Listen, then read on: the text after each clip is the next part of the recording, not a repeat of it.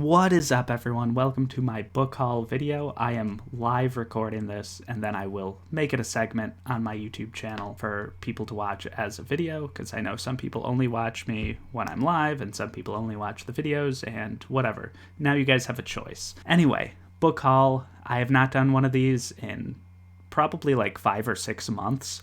So the first book is a book that I got for Christmas from my mom. Dune. Maybe you've heard of it. This is the edition with the very blue sprayed edges. I don't even know where my mom got this. This might be a Barnes & Noble edition. I'm not even sure. But yes, Frank Herbert, Dune. It became a movie recently, which I have not seen, but it is a staple of the sci-fi genre. Definitely a classic. Things like Warhammer 40K was like very heavily inspired by Dune, and even like things like StarCraft 2 is like partially inspired by Dune in terms of the lore and the races and stuff. And StarCraft 2 was, one of my favorite games. And as far as the story goes, I don't really know too much about it. I just know that it's sci-fi, there's conflicts, there's a very oppressive government, and the humans have like people who are basically like a fascist government, I guess, for lack of a better term. And yeah, that's that's the conflict. I don't know what else to say. What do you guys think about Dune? All right, next, book 2 and book 3 of the Dandelion Dynasty by Ken Liu. So the Wall of Storms and the Veiled Throne. And I read The Grace of Kings late last year, and I really loved it. So I'm hoping that I'm going to really love these books too. Just the writing style I really liked, and the story was solid, the plot, the characters, all of that was solid. And it was told like a History Channel documentary, right? Where most of it is kind of narration. It's a little bit info dumpy, to be honest, but the info dumps are done pretty well, or at least in a way that I like. Again, it kind of feels like the History Channel in terms of info dumping. But then when there are character interactions and character dialogue, it feels more impactful because there's less dialogue overall. And I don't know, I just like it. I don't need like a ton of dialogue in my books to resonate with the characters and just really love the books. So yeah. Oh, and also, I know on Andrew Wizardly Reads Discord channel, he's doing a buddy read for The Grace of Kings this month. So if you haven't read that, but you want to start at the beginning, you can definitely go over there. And I'm in that Discord, so you can @ me and I will look at your messages if you want, or I will lurk there and judge you silently. Oh, and I also like how the series is based on Chinese history and also has kind of a steampunk vibe, and yeah, all that's very cool. Anyway, next, Terry Pratchett, Men-at-Arms, Book 2, After Guards in the City Watch series. I've definitely wanted to read more Terry Pratchett after I read Guards last year with Joanna, and I think all of us did, but we just didn't, get around to reading more. So I think hopefully next month we're all going to coordinate and read this at some point. Look at the size of the books. There's just like such a disparity here. I do really like the humor and the themes. Those are probably the things I like most about Pratchett and the things I think of the most. Everything else was solid as well. And I'm looking forward to him exploring different themes in terms of power dynamics and abuses of power and money leading to abuses of power and, centralized power and just a bunch of power. Stuff about power. Power is today's keyword, I guess. Up next is the reason that it will be difficult for me to hold the books in this thumbnail. Boom.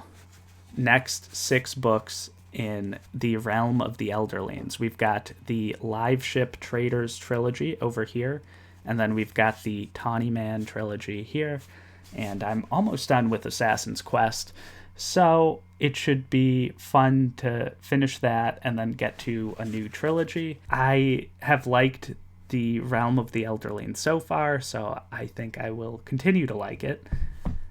And the Live Ship Traders trilogy sounds cool because there are ships, and the ships have a captain, and then if the captain, dies or whatever, and like the ship is in the family for generations, the ship has a personality. It's kind of like the Millennium Falcon in the Solo story or whatever, which is not a good movie, folks, but that part of the movie, pretty cool. How the droid L3, I believe is the name of the droid, kind of becomes part of the Millennium Falcon, and then the ship kind of has an attitude and a personality throughout the original trilogy, and that kind of explains why. I thought that was cool. And that's kind of what I'm envisioning for these ships, except obviously these are like boats and not, spaceships. So kind of different. Also, which of these is thicker? Which trilogy? Boom. Live Ship Traders is quite a bit thicker, it looks like. It's interesting that the last book in the Live Ship Traders looks like it's the shortest, so that's different. But yes, then the slightly shorter trilogy, The Fool's Errand, and I know this focuses on Fitz and the Fool, and where I am in Assassin's Quest, we're starting to learn a lot about the Fool. I've just finished chapter 29, so yes, a lot of information coming in. The relationship between Fitz and the Fool is definitely progressing in interesting ways. I don't even know how this is going to go, to be honest, because of that. And I know this takes place after the Live Ship Traders trilogy too, so I've got a while before I even get to this. But I'm just excited to stay in the world. Hopefully I like the Live Ship Traders trilogy, though, because if I don't really like that too much, I won't be excited to, read 6 books. So maybe it's a little premature to get 6 books in a series that I've only read 2.5 books of. But, whatever. YOLO. It should be fine. We've got one more book chat. You guys are quiet. Oh my gosh. Wait a minute. Was the chat not loading on screen this whole time? That's so awkward. Oh my gosh. Oh, I'm sorry. I didn't show all the covers to these. You're right, Anita. Boom. There's all the covers. What are your thoughts? Which is your favorite cover of these? No. I'm dropping new books, guys. Oh no, now chat's gonna troll me when I'm live. This is horrible. This is what I get for not using StreamYard. Yes, Kate. Here they are, though. The Fool's books. Having people on the cover, it kind of feels like a 90s throwback, you know what I'm saying? In that way, I do like my 90s throwbacks, but at the same time, I'm not like a huge fan of people on the covers, but this is like a classic series, classic books, so, why not? We'll get the more retro looking covers. Also, they were the cheapest, so. I dropped the best one, oh no. They make him look like the I can't believe it's not butter dude.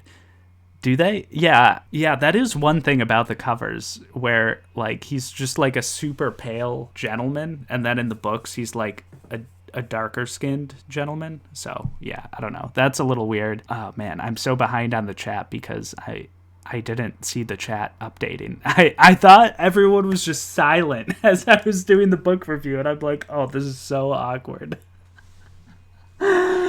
Oh man, everyone was talking the whole time. That's so embarrassing. Grace of Kings this month, Lana. All right, I will judge your opinions as you read it. Death is super philosophical theme. Witches is about the power of narrative. Oh my gosh, you guys can see my mouse over here. All right, I'm learning so much. This is insane. The ship talks, Greg. Also, there are pirates. That is cool. I'm looking forward to the talking ships. There's a 7-year gap between Farseer and Live Ships, and a 15-year gap between Farseer and Tawny Man.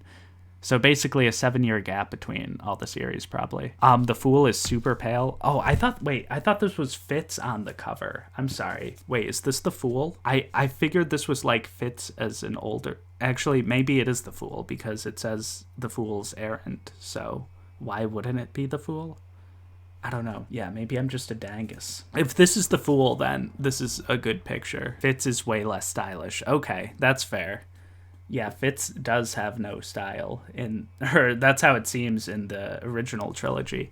I figure that he might end up as like an aristocrat somehow, and then he like goes from like this young boy here to like this old guy here. I don't know. Maybe not. Maybe that is the Fool. I did get Inflamed. Yes, Kate did recommend this book to me. Yes. Deep Medicine and the Anatomy of Injustice. Boom. Yes, I know, guys. Guys, are you going to call me a fool for not knowing that was the Fool? I don't know. All right. But yeah, this book was by Rupa, Marya, and Patel. Okay, those are the author names. Boom. You guys got it. There was a Naomi Klein quote on the back, which is very cool because you guys know I am a big fan of Naomi Klein. Also, Roxanne Dunbar Ortiz, who wrote People's History of the an Indigenous People's History of the United States. So that's very cool. This is like kind of crossover section to my previous nonfiction book reviews. I do not know when I'm reading this. I assume I'm reading this with Kate because she was like, oh, look at this book. So yeah, we'll work out a time to read this probably. Yeah, I have no idea when that'll be. But in terms of injustice in healthcare and medicine, that is interesting to me. Obviously, I was a big Bernie Sanders supporter in 2016 and 2020, and a lot of that was because what he said about healthcare resonated with me in terms of healthcare being something that should be something that everyone has, something like, K through 12 elementary school. No one has to pay for that. I mean, it comes out of your taxes. We do pay for it, but there shouldn't be a huge disparity between some people who just don't have any education whatsoever, and then some people who do have education. Obviously, there's a lot of good arguments for not having injustices in healthcare. There's this idea that conservatives have where you kind of want to cut everything from the government, and that's saving a dime to spend a dollar, really, because if someone doesn't have healthcare, they don't take care of themselves because they don't have the money to do whatever it is, preemptive care or proactive care. What is it called? Preliminary care? What is the word? Oh no, I am breaking. They can't buy medicine for themselves, or they can't schedule a surgery, so their medical issues get worse and worse, and then they go to the ER, and going to the ER is way more expensive than just going to a primary care visit and getting preventative care. That's the word.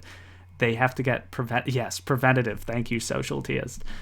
That's the conservative argument. The more moral argument is that we shouldn't have people dying due to not being able to buy medicine or do other things like that. This is right now and has been an issue in national politics, certainly in the United States. It's less of an issue in other countries because they have universal health care. But here in the United States, we have some bill on the floor about capping insulin prices, and price fixing isn't the only way to solve problems like this.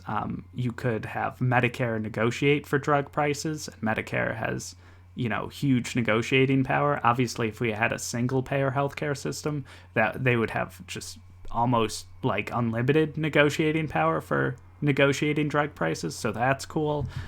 Also, in terms of racial injustices within healthcare, I know that is something that exists. And in terms of Black women's mortality rate when pregnant and giving birth, they have a much higher rate of dying and stuff, or getting close to death, than white women. And basically the reason for that is stress, or at least the closest thing that medicine has come to getting an answer for that is that they're more stressed because it's more stressful to be a Black woman in the United States than it is to be a white woman. I don't know if it's settled science, if that's the case or not. There could be other theories, but yeah, maybe they talk about it more in this book, and I will learn more. Obviously, I'm not super in-depth, a wealth of knowledge in terms of black women mortality rates, but it is objectively a problem. That problem became more well known when Serena Williams almost died during her pregnancy. So it's less to do with wealth, actually. Although being poor can also be a problem, and I'm sure that's talked about in here as well. But we will see. Anyway, that is everything. Like, comment, and subscribe. Hopefully you liked being live and watching this live, and hopefully this worked well. If I do this in the future, it can only go up from here in terms of how well it works. And yeah, that's everything. I'll see you guys.